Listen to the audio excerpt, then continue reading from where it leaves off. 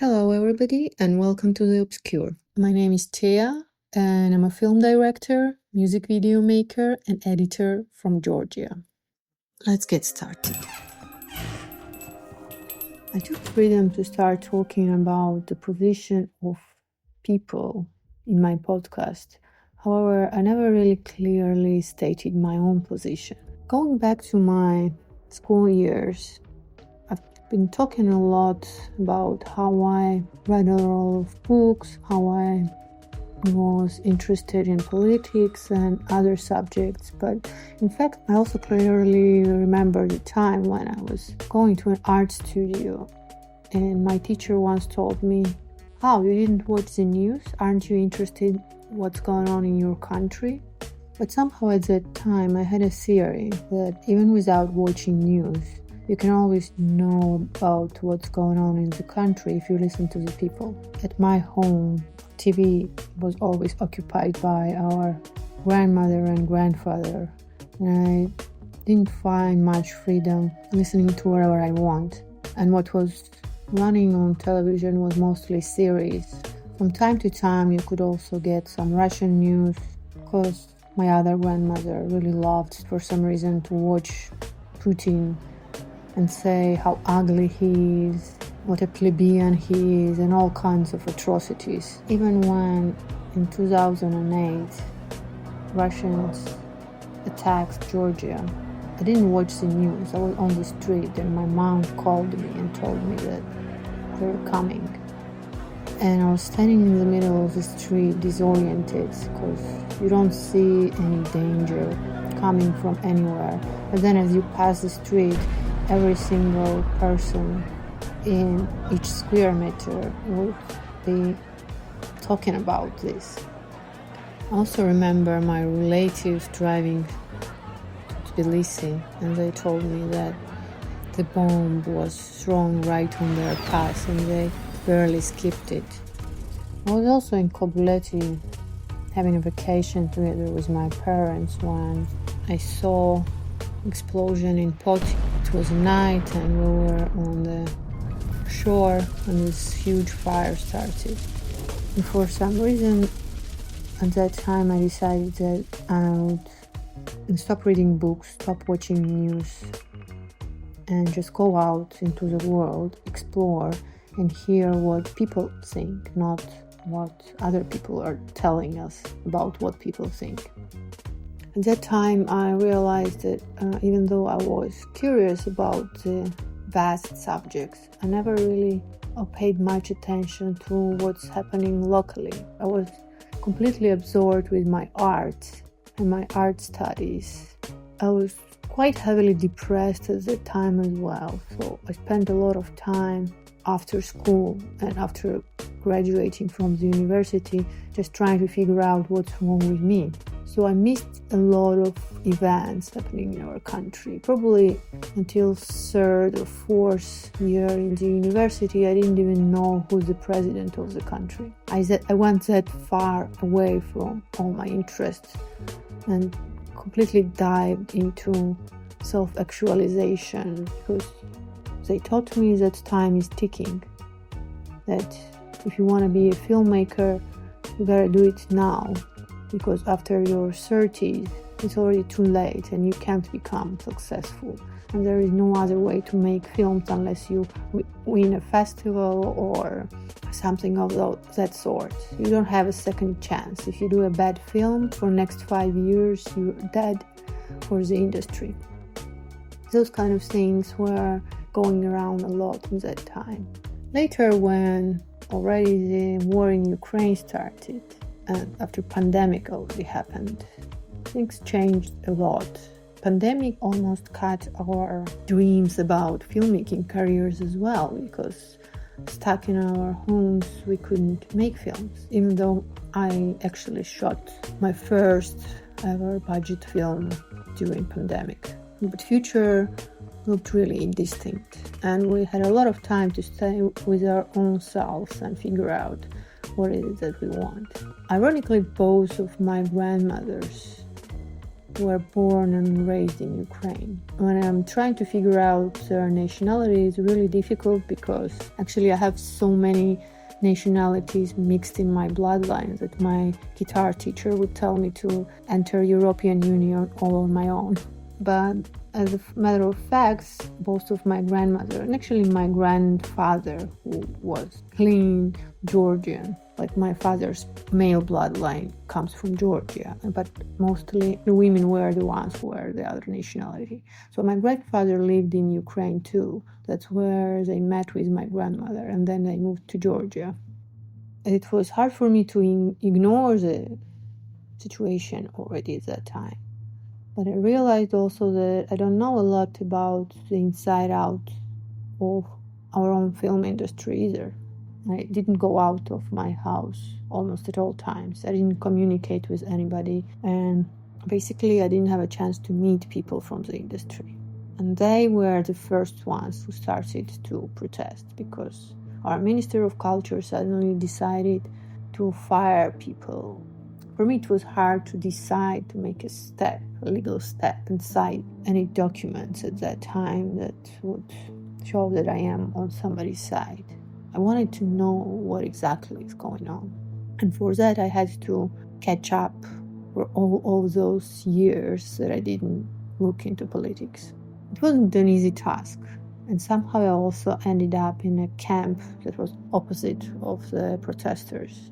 It wasn't intentional, but I also was curious why those people were attacked and why those people didn't support the others. There are different opinions in the society, of course, and some of them are just a cover, some of them are real. You can't say that somebody is completely clear with their intentions. Well, everybody has their own stakes, of course, but for the last 2 years, you could also say that film industry in Georgia died. Films are still being made, but well, for people like me, for example, there is no chance anywhere. As from the very beginning, I didn't join this filmmaking political movement, and I even had a courage to stand up for those on the other side, saying that not everybody is bad. I got stuck in between, and as we all know, both sides hate people in between. Like middlemen are always attacked, both from left and from right. That's like a political fact that everybody got used to for some reason. So I'm not saying I'm exactly a centrist, but I'm stuck in the middle, and we don't really have a center in Georgia, I suppose. Even if they do exist, we never had more than 2 parties that had power in our country for many years. Anyhow, even as a filmmaker, I can't find producers to support my films. I can't also submit to a national film center because they're under boycott, and I'm kind of trying to be stay in solidarity with other filmmakers with whom I still want to work in the future. Also, there is not much chance to get any funding from outside unless you're already an established filmmaker and have good connections in the industry. But basically, a lot of filmmakers like me the last 2 years have been dead. I've been stuck in unemployment for more than 1 year, and also I haven't been able to do anything politically. Like the street protest culture from teenage years was something that I was trying to figure out, but I couldn't connect to. So somehow the only way for me to express my position became this podcast. Of course, I speak a lot about people who stay quiet and the reason for that, but definitely not everybody is clean.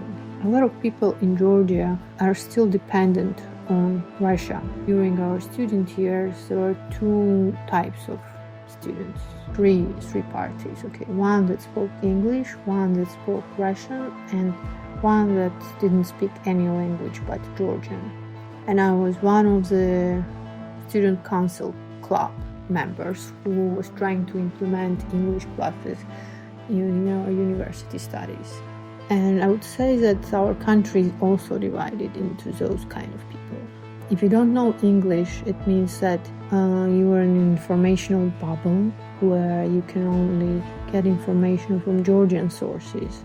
And even in education, that's always has been a big challenge, because we don't have much of reliable information in our own language.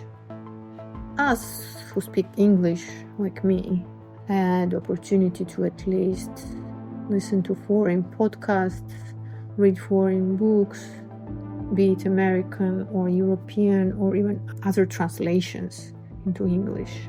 But also, as a person who grew up in a Russian-speaking family, I also had access to Russian sources as well. Even looking back at my childhood, I also see that I would post a lot in Russian, because that time it didn't pose a problem. I acted even as a translator from Russian to Georgian for a while, and right now I don't use this language anymore, but what I know is that there are a lot of people in Georgia whose second language is Russian. And as I had access to the research by European Union, which collected data about migration from Georgia, one of the biggest amount of work migration from Georgia happened to be to Russia. And it's still true, because now that Europe is closing or attempting to close the border with us because of the political situation here, it also means that a lot of people who worked in Europe now have the only direction left, which is Russia, which means that a lot of our workforce is dependent on that country. It starts from people at lower levels who just go there to sell sweets. I met this woman from Tbilisi who told me the story that she doesn't like this government, but she actually goes to Russia to sell sweets, and that's how they survive. There is also a large amount of apples going to Russia and some other agricultural products. There is another category as well, which I found out about when I was driving a taxi.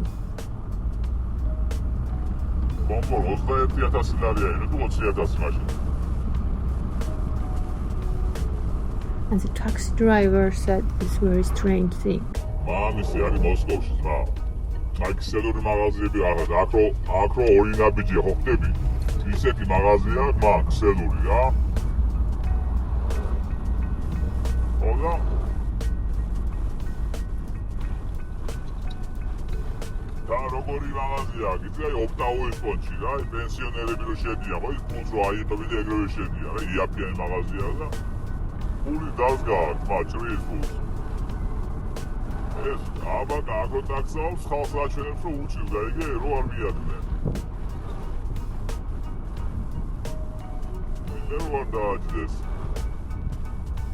He says that actually a lot of people have markets and their own businesses in Russia. They get a lot of money there, and then they come back to Georgia and work as taxi drivers. And they're using this to cover up for their capital, so that the financial police, let's say, doesn't pinpoint them as a wealthy citizens. They cover up for their finances by working as a taxi driver and pretending to be at lower string of financial chain in the country. So there are a lot of hidden capitals in Georgia, not only among the businessmen, but among citizens as well. And that's probably one of the reasons that our economical growth has been showing up on charts. I also heard there are a lot of new houses have been built. So people have money, and this money comes from our neighboring country, which is raging war in Ukraine now. It's not a surprise that those people don't want to lose their businesses. And of course, that also proves that not all motivations are clear. But it depends on the level of income that you have. Because the woman who was selling sweets, for example, also told me that she knows a lot of young people who have been trying to enter the Georgian Dream Party, but they were like good people. And she was sure that we need more people like that in order to overpower the bad guys in the politics. It sounds quite naive in a way because they don't really have much power. But if the majority of those people are, let's say, proper-minded and care about their country, it also is good because they're not so easy to manipulate. That's maybe probably why I always cheer and try to raise these kind of voices from the mass. Because people have various opinions, and those opinions aren't being respected most of the time. Going back to the taxi driver, by the way, this is a phrase that I heard from him.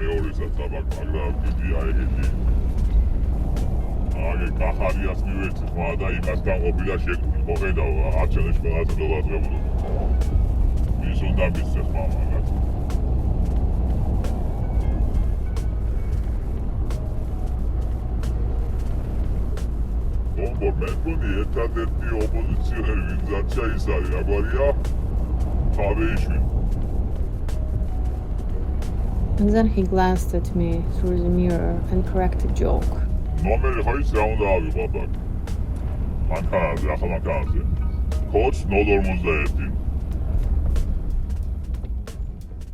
What it basically shows is that a lot of people in the country actually do not like the oppositional parties, and they were hoping for those who were claiming to be in the middle. But then those also decided to betray the protest and take part in the upcoming elections, which seems to be the betrayal for those people.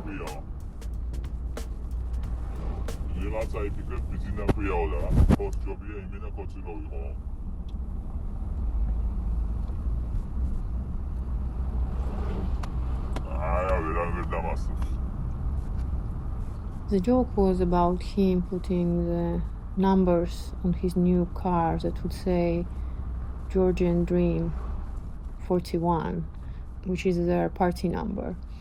And this is quite sad because it shows that a lot of people are giving up because they see no leaders and no supporters in the society that they could trust.